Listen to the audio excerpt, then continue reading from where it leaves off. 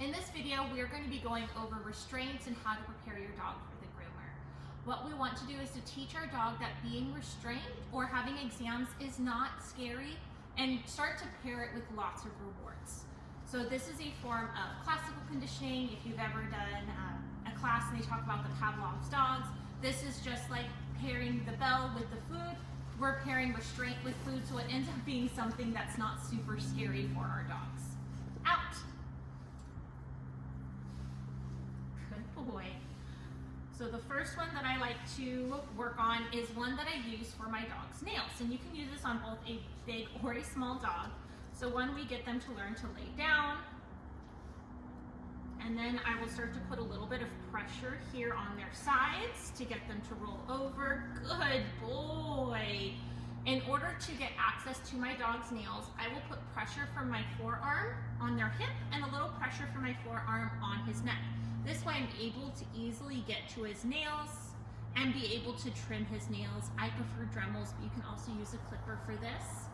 So for this, we're also teaching him that having his feet touched is not a big deal. When we're done, I give him this, okay, yes, and a bunch of treats.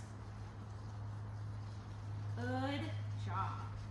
Another one we do is for ears and for teeth. Right, come here, sit. Okay, down is great, good. And I will look into his ears. I'll even put a finger in his ear. Good boy.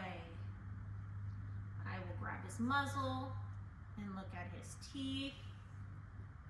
This is great for getting your dogs used to getting their teeth clean. You can even take your finger and rub on their gums.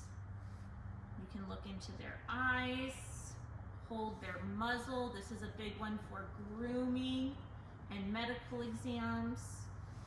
Okay, yeah, good boy. The last behavior in restraint that I like to train is for blood draws. Many vets nowadays do a jugular blood draw on their dogs, so they're getting it out of their neck. So what we'll do to get our dogs used to this is we get them to stand between our legs. Come here.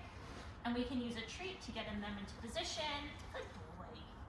So we're gonna get Rip in a sit with both of my legs on each side of him. I'm going to have my legs behind his shoulders, so if he does try to back up, I can squeeze and hold him in position. I'm gonna take his muzzle and hold it up, and then they can draw out of the neck. For super hairy breeds, they might go out of the leg, and that position that we did on the side is great for that option as well. But as he's staying nice and still here, yes, good boy. Yeah, is it your toy? We're gonna do it one more time, get him into position. I'm gonna get my legs on each side of him.